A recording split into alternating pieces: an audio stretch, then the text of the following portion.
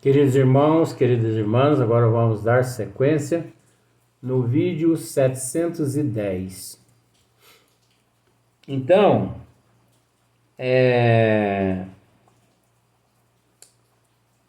como aqui nós acabamos de ler, a carne que não tem pensamentos nem vontade jamais prevalece sobre o espírito, né? Então não é a carne que sente vontade. Vamos por esse lado. Não é a carne que sente vontade de beber, né? Bebida alcoólica, de usar droga, de matar, de roubar, de prostituir, de trair,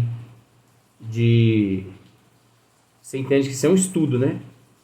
De fazer sexo. O prazer sexual não está no corpo físico, e sim no espírito, que obviamente reflete aquelas necessidades do espírito, reflete na carne, porque ele, espírito interligado ao corpo, encontra-se. Então é necessário, é natural que, por ele refletir e estar interligado ao corpo físico, existe no corpo físico aquelas glândulas excretoras de orgasmo, né? Que é conduzida pelo cérebro, então que levam aquelas glândulas a excretar o orgasmo, tanto masculino quanto feminino.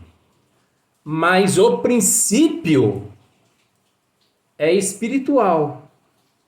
É o espírito que sente vontade.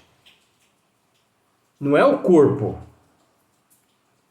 Se o espírito não tem vontade, aquelas áreas correspondentes no corpo físico, elas permanecem ali intactas.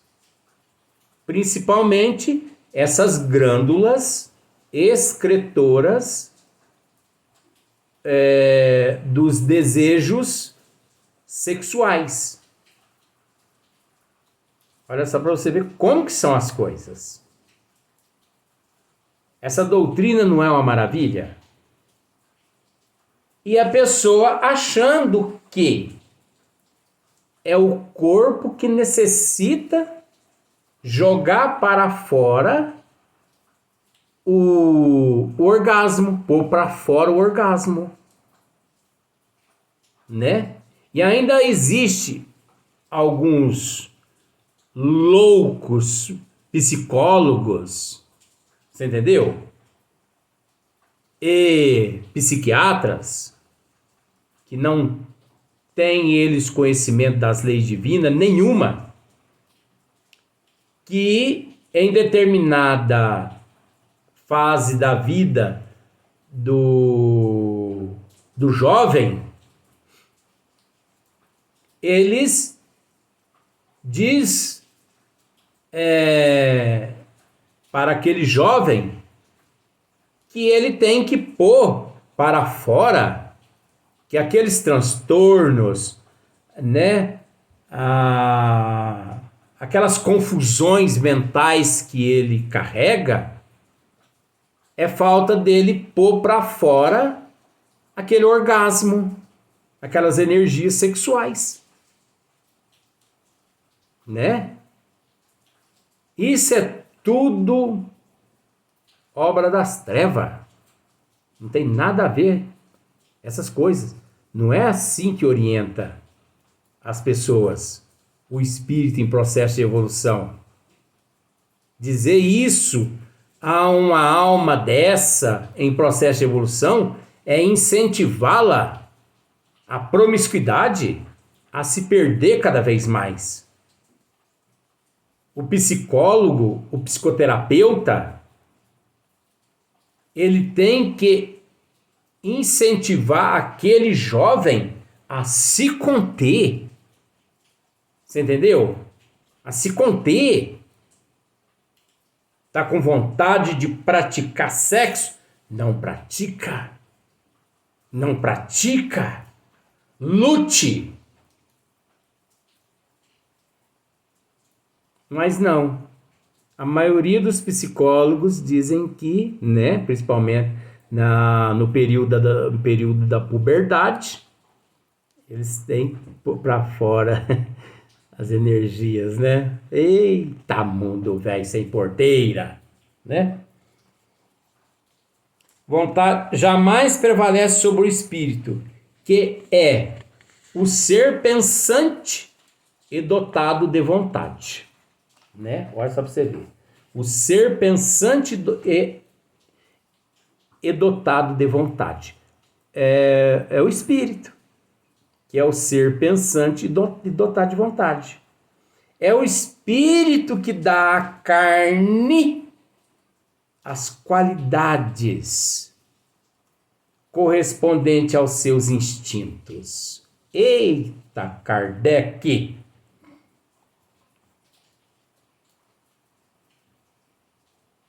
É o espírito que dá à carne as qualidades correspondentes aos seus instintos.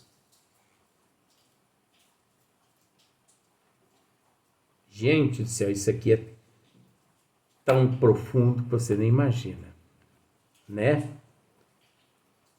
Isso tanto em matéria de instintos primitivos, quanto também as aptidões, os desejos benéficos e maléficos. Então, olha só, é o espírito que dá à carne as qualidades correspondentes aos seus instintos. Então, esses que buscam a promiscuidade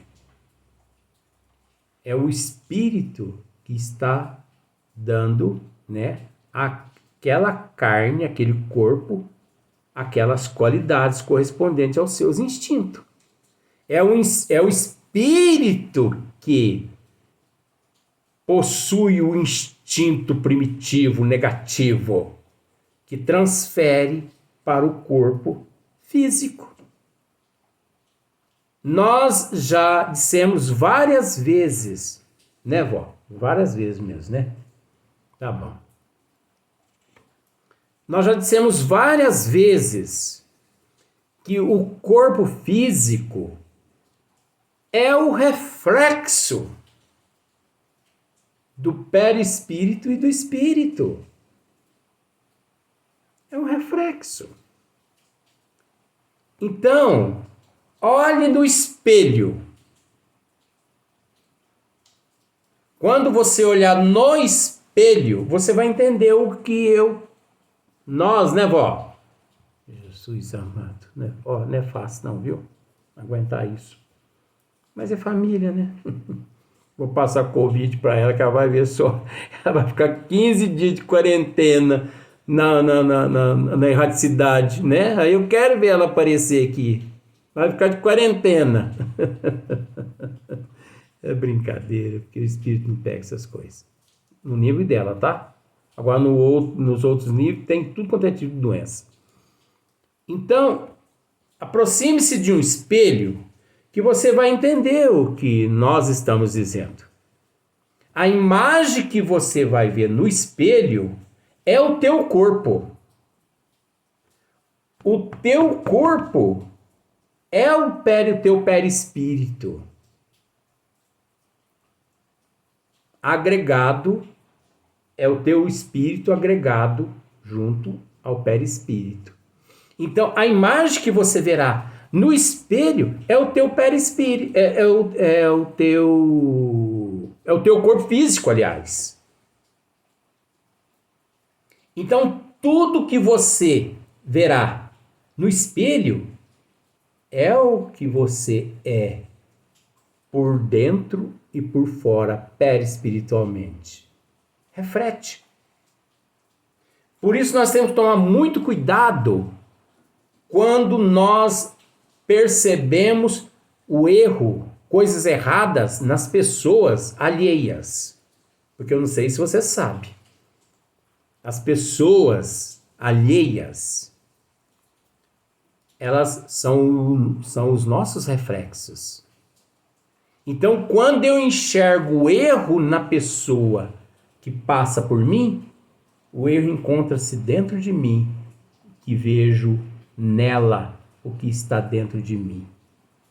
Quando eu vejo coisas boas nela, são coisas boas que estão dentro de mim, que está se refletindo nela. Por isso nós não temos o direito de julgar ninguém. Sequência. Voltando um pouquinho ainda. É o espírito que dá à carne as qualidades correspondentes aos seus instintos. Todos os nossos instintos. Os instintos bons, os instintos maus, as nossas selvagerias, a bondade, o amor, a solidariedade, os desejos incontroláveis, tudo aquilo que a gente diz que é da carne, como está escrito ali, que a carne é fraca. Isso tudo reside no espírito. Fraco, pobre. Como um artista imprime na sua obra material o selo do seu gênio. Olha só, como um artista imprime na sua obra material o selo do seu gênio. Então, o artista, ele imprime na tela, ele pinta, ele transfere para a tela aquilo que ele é moralmente e intelectualmente. Observa para você ver. Tem obras que são magníficas. Você vê ali a expressão da felicidade no rosto, Como, por exemplo, a Mona Lisa, um semblante indefinível, no sentido de que ninguém consegue decifrar o semblante da Mona Lisa. Se é um semblante promíscuo, se é um semblante de felicidade, de angústia, de melancolia, de opressão, de omissão. Eu acho que o semblante da Mona Lisa representa o caráter do ser em processo de evolução na Terra, que ainda não se decidiu o que ele quer para a sua evolução. É isso que nós temos no esmiuçamento para dizer com relação à Mona Lisa. Agora, no ano de 2021, um artista criou uma obra invisível. Isso é o cúmulo. Procura saber você no Google. Procura saber. E ele vendeu essa obra invisível por milhões de dólares. Procura saber, gente. Se você encontrar ao contrário do que eu estou dizendo aqui, me chame de mentiroso na cara. Gente, eu me informo de tudo para eu comentar certas coisas aqui. Eu não sou besta de falar as coisas aleatórias. Mas um artista, eu não me preocupo com o nome e nem com o país deles. Um artista plástico, ele criou uma obra invisível. Você sabe o que significa isso? Isso chama-se obsessão. Isso chama-se perturbação das trevas e do anticristo. E o pior é que uma certa galeria aceitou essa obra invisível dele, esse artista, anunciou essa obra invisível e vendeu essa obra invisível por milhões de dólares para um lunático, um perturbado, um obsidiado, porque quem compra uma obra dessa é um obsidiado. É uma pessoa perturbada. Porque veja bem, gente, ó, presta atenção numa coisa. Eu sou um artista plástico, eu estou vendendo essa caneta aqui por $1 milhão. Tem fundamento, né? Sabe por que tem fundamento? Porque você está vendo a caneta. Você está vendo. Agora, sabe o que ele fez? Sabe o que esse artista fez? Ele criou uma redoma de vidro quadrada, você entendeu? E ele criou vamos dizer assim, um formulário a respeito de tudo que ele achava que encontrava-se dentro daquela redoma de vidro. Você acredita isso? Estuda no Google. Então, tudo o que ele imaginava que existia dentro daquela redoma de vidro, ele escreveu em um papel, como esse aqui. Foi no cartório, registrou. Tá bom? Registrou. E ele pegou essa redoma de vidro, levou para a galeria. Agora, mais doido ainda é a galeria que aceitou essa obra. Chegou, apresentou a redoma de vidro. Ô Luiz, mas tem a ver com o estudo? Tem, gente. É o esmiuçamento. Ele apresentou essa redoma, provavelmente os diretores dessa galeria perguntou, mas o que significa essa redoma de vidro? Ele falou, é a minha obra-prima. É a única obra invisível que existe no mundo. Que é a única obra invisível. Dentro dessa redoma existe tudo que aqui está escrito. E eu registrei em cartório. Quer dizer, quem comprar essa redoma vai levar esse documento provando que dentro dessa redoma existe tudo que eu aqui registrei em cartório. Ô, gente, isso não é o cúmulo da loucura, não. Quando eu fiquei sabendo disso, quando eu li essa matéria, eu fiquei com vontade de ir, olha, lá para as profundas dos infernos.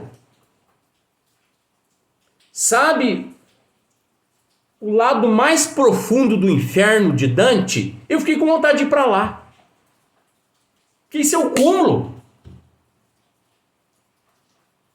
E o pior é que a galeria aceitou essa obra invisível dele. Seria a mesma coisa, gente. Você na sua casa, na estante, o seu filho vai colocar um livro lá. Você fala, Albertinho, tira esse livro daí. Por quê? Porque tem uma estátua aí. Mas que estátua, papai? Não, ela é invisível aos olhos físicos. Ninguém consegue vê-la. Só a minha imaginação. Você entendeu? Ele vendeu para um maluco aqui no mundo a imaginação dele. Ah, pelo amor de Jesus Cristo. Então, como o artista imprime na sua obra material o selo do seu gênio? Tá aqui, gente. Analise isso. Eu vou ler de novo. Como um artista imprime na sua obra material o selo do seu gênio? O espírito liberto dos instintos da animalidade modela um corpo que não é mais um tirano das suas aspirações de espiritualização. É então que o homem come para viver, porque viver é uma necessidade, mas não vive para comer. Você entendeu a psicologia, né? Mas é o contrário. Isso é complexo e é relativo, porque a humanidade, 90%, vive para comer e não come para viver. Você entendeu?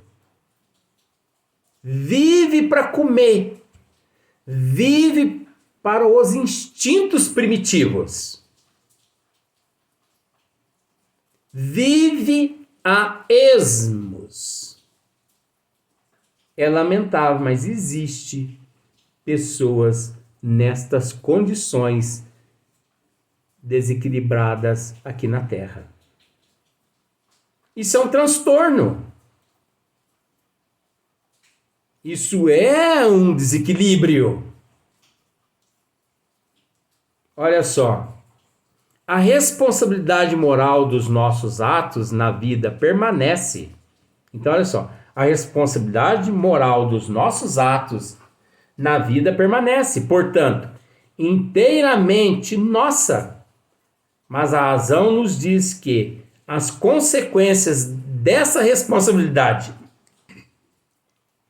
devem estar em relação com o desenvolvimento intelectual do espírito.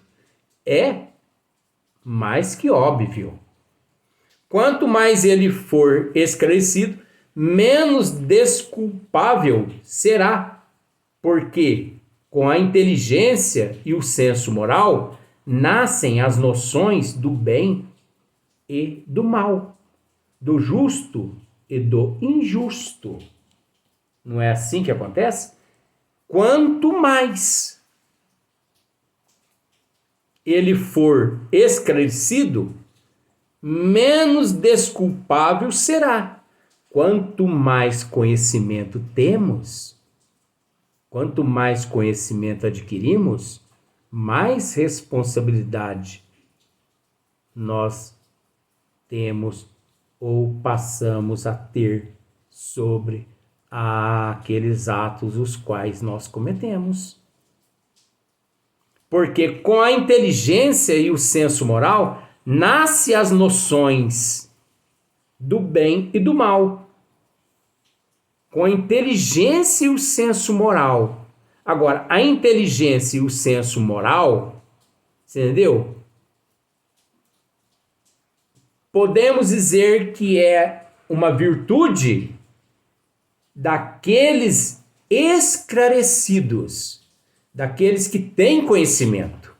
Por isso que muito mais lhes é cobrado. do bem e do mal, do justo e do injusto. Nós vamos para o próximo vídeo.